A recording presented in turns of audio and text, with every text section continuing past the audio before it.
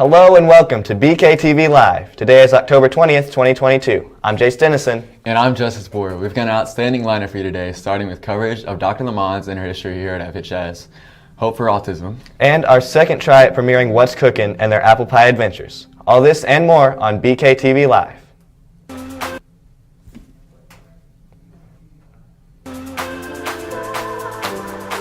Our first story concerns Dr. Lamont.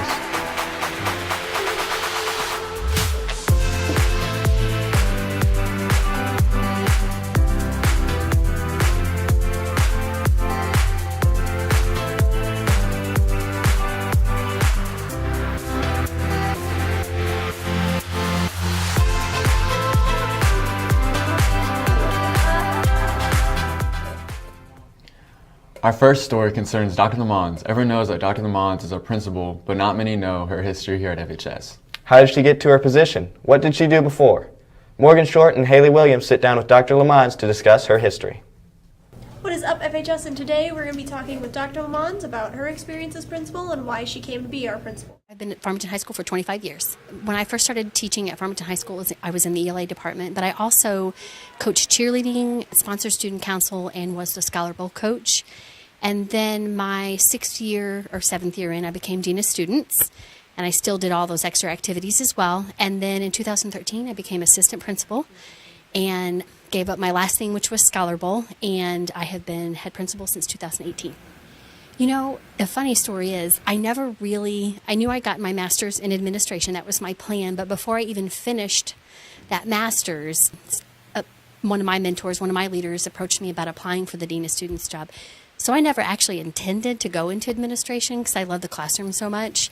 But my original job in administration was Dean of Students, and I got to still teach and do a little bit of discipline and attendance. And that was an amazing job because kids are my favorite, and that's what I like being a part of. So the higher up I go, sometimes I do not get to spend as much time with students as I hoped, and I miss that a little bit. So I think that's probably the one thing that I didn't expect as much. I love just high school students.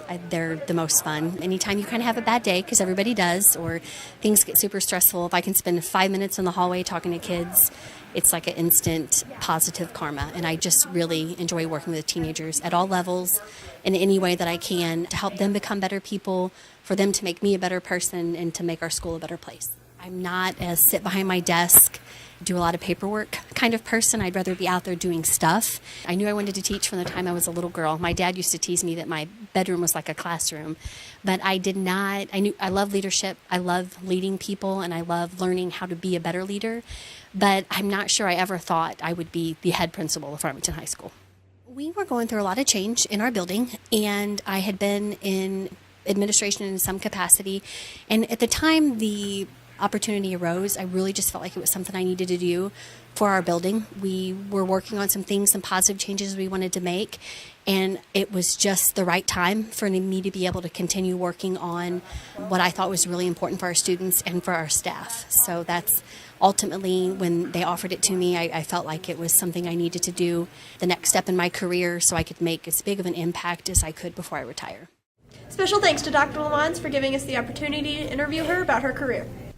Thanks, guys, and thank you, Dr. Lamont, for your years of service to our school. It wouldn't be the same without you. Up next, we bring you our third installment of Stuff That Matters. Recently, testing at John Elementary School in the Florissant School District found considerable contamination of radioactive material within the school. The school sits in a decades-old contaminated watershed where, following World War II, a company improperly dumped radioactive waste near a stream. The contaminated school is currently unusable and is undergoing cleanup, but it's unclear how long it may take. The Florissant School Board issued a statement saying they were discussing with lawyers their next steps. Our next few stories concern the upcoming general election.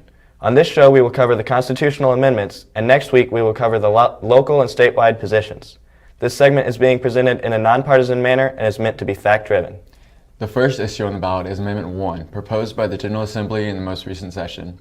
Amendment 1 is a question of whether the state treasurer should be able to invest in local municipal bonds and funding initiatives. The second issue on the ballot is Amendment 3. Amendment 3 is a popular initiative, meaning it was put on the ballot by petition. The amendment would expand on a 2016 initiative to legalize medical marijuana use. The initiative would legalize the use of marijuana by all persons 21 years or older. It would set up a system of dispensaries as well as so-called micro licenses for distributors. The next issue on the ballot is Amendment 4, concerns municipal funding. This amendment would overturn the current prohibition on unfunded mandates, meaning the state cannot force a city to fund an issue without giving them the funds to do so. This amendment would overturn that restriction when it comes to law enforcement funding so that the state can mandate the cities to give a certain percentage of their budget to law enforcement. The last amendment is number 5. Amendment 5 changes the control of the Missouri National Guard from under the Department of Public Safety to its own department under the governor. The reasoning given for this change is to protect constitutional rights and civil liberties. Our final issue that is on the ballot is whether Missouri should have a constitutional convention to change and edit its constitution. This is a mandated question every 10 years. With that, that is all the ballot initiatives. Check back next week for the coverage of the candidates on the ballot. Now back to our segments. The next one concerns the organization known as Hope for Autism. Hope for Autism is a nonprofit group that works to give students and young adults with autism a better chance of functioning in jobs in the future. Michael and TJ take us to speak with Luann Honerkamp. Hope for Autism is a charity consisting of 5 different programs and nonprofit organizations designed to provide learning and work experiences for students and young adults with autism. Member of the Board of Directors and co-founder Luann Honerkamp provides insight on the founding of Hope for Autism. About 10 years ago, I had read an article about a young girl with autism who is aging out of school, and I have, my best friend is Jessica Harmon, and she has 2 boys who are on the autism spectrum, and they're also our godsons. So that story really struck a chord with me because of our 2 godsons. I just wanted to make sure that they had opportunities available for them after they got out of high school. Taught special education for 15 years, and so I had a background in that field, but definitely not in business. Jessica and I kind of put our heads together, and we did lots and lots of research and took lots of classes and ended up with doing a vocational training program with Dress to Impress as the training platform. Visions of Hope is our founding name, so it's Visions of Hope Training Program, and that's really why we started it, which was to do the vocational training program. And what we're able to do is provide 120 hours of work experience to young adults on the autism spectrum. And so they work here in our store. This is our first platform. And they're able to learn how to wash, dry, steam, tag the clothes, customer service. They learn how to do all the cleaning in the store, like the dusting, the vacuuming, things like that. But we also do things like learning how to clock in, learning how to follow directions. So a lot of the soft skills that some people might automatically take those for granted. So we're able to teach those in a very concrete way. Mrs. Honerkamp touched on each of the programs and how they were established. Dress to Impress, as I said before, was the first training platform. So we wanted something that would be easy to start, financially easy to get going, get our inventory in. So this is what we landed on, and it's been a great resource to our community. So Dress to Impress provides lots of high quality but low cost clothing to anybody in the community. We also have an interview attire program that we provide. So if somebody is in need of something appropriate to go to a work interview and they don't have that, they're welcome to come to us and we can provide them with an outfit free of charge. If they do get the job and they still need more clothes, we can provide them with up to a week's worth of clothing so that they can be well prepared to go to that job. So Toys for Hope was started with Jessica's youngest son. He started it as a beta club project, and it has really taken off. He started with his own inventory, but now people donate gently used toys and games, and he sells them and gives the profits back then to our vocational training program. Autos for Autism was our first fundraiser, and it was started by our board president, who is a female drag racer. And so she's the one who got us started. We've done it every year. It has been by far the biggest fundraiser that we have every year. And the PEERS program, which stands for the Program for Education and Enhancement of Relational Skills. It's a program based out of UCLA, and it provides some very concrete rules and skills for teens and young adults to make and maintain friendship. Finally, she explained the most rewarding parts of the program and how you can help aid her in continuing Hope for Autism's mission. The most rewarding part of Hope for Autism is to see these young individuals come in over the course of a 1 year, a couple of years through the program, and as to see their confidence build and their abilities in themselves and realize that they're capable of doing so much more than maybe they were told previously that they'd be able to,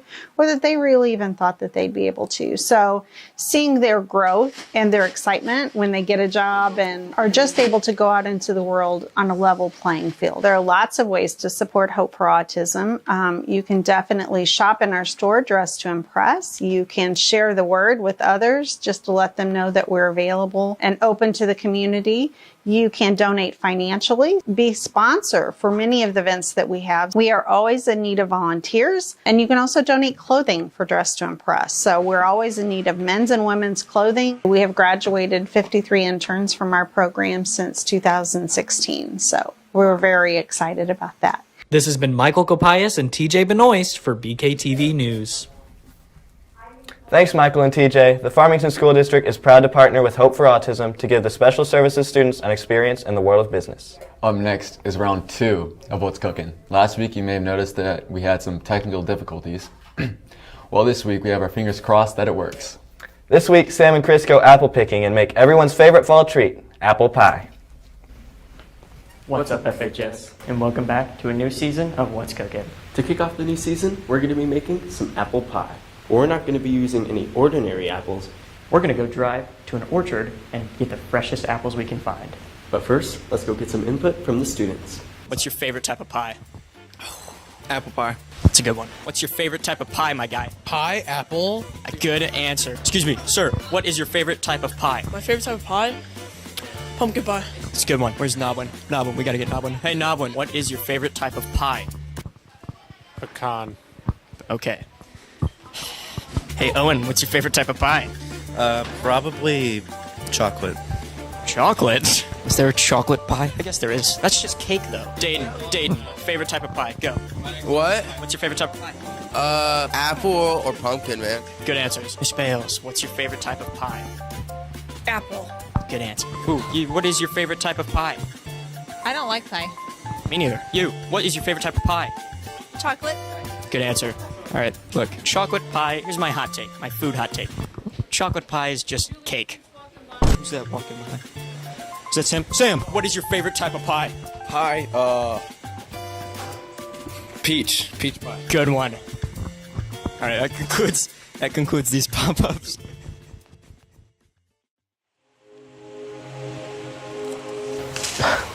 We're here at the Nolan family farm to pick out the apples we need for our apple pie. Now let's pick out a couple more.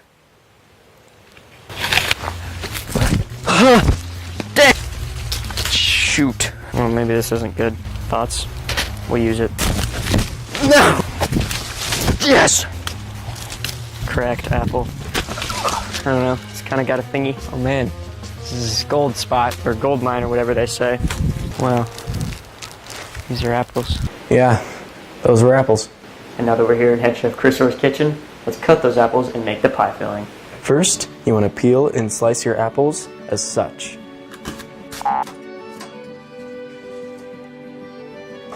Now that you have your apples cut up, you're going to want to add in 3/4 a cup of sugar, 2 tablespoons of flour, 3/4 a teaspoon of ground cinnamon, 1/4 teaspoon of salt, 1/8 teaspoon of ground nutmeg, and 1 tablespoon of lemon juice.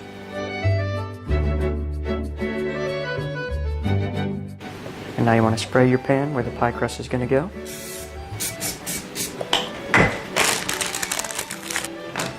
Now you want to take your pie crust and lay it on the pan and push it into the sides.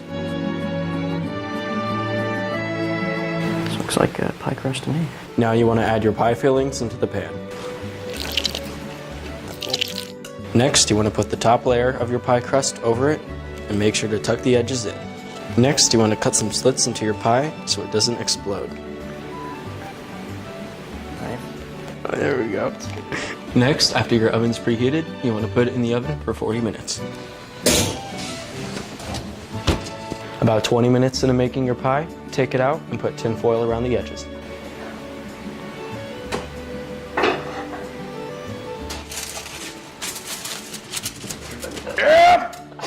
Go! that's not working. Ditch the tin foil. After it's done cooking in the oven, you let it out to cool.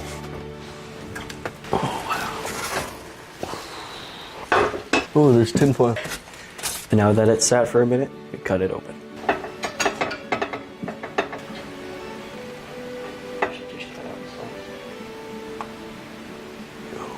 It's falling apart. What happened? How does this always happen? We can't make one good thing. Alright, hold on. Cheers. First season. Oh. It's not very good. Yeah, it's pretty good. Good job, guys. Let's not do this again. That's it for this episode of What's Cooking. And thanks again to the Nolan Family Farm for letting us record here. That pie looked pretty darn good to me. I think the anchors should get a taste test next week, don't you? Absolutely, we should. Nice work, Sam and Chris. Well, that's all we have for you this week. Before we go, here are your daily announcements. For lunch today, your choices are chicken fajitas, French bread pizza, hot ham and cheese, BLT, salad bar, or Oriental chicken rice. There's an FBL meeting tomorrow, the 21st, in room 109 during seminar. On October 25th, there will be a presentation at the middle school from 4 to 6 p.m. on tips for talking with kids about the dangers of alcohol and drug use. Learn all about Hidden in Plain View, which is an interactive display used to help parents spot warning signs of risk activity. Help support the Special Olympics by paying $1 to have your name on a sticker that will be placed on a Farmington police cruiser at the Farmington vs. Central football game at Central High School. Our goal is to completely cover the officer's cruiser on October 21st. All proceeds go to Farmington Special Olympics. Stickers will be sold from 10:17 through 10:21 during all lunch shifts. This year's yearbooks have decided to return to the old look of the yearbooks, where the covers were designed by artistic peers. There has been a form sent to emails and grade Google Classrooms. If you're interested in helping to create this year's yearbooks covers through a drawing, painting, or another art form, please fill out the form that's at the link below. Responses are being accepted until the end of the next week. HOSA is teaming up with the American Red Cross to host a blood drive on November 3rd at the FHS Fieldhouse. The blood drive will be from 7:30 a.m. to 1 p.m. Students 16 and older must have a guardian consent form signed and bring it to the nurse's office to sign up. Community donors, please call 1-800-RED-CROSS or visit redcrossblood.org and enter Farmington HS to schedule an appointment below. For more information, check the link in this video. For now, this has been Jace Dennison. And I'm Justice Boyer. Be sure to check back next week's for the next installation of BKTV Live.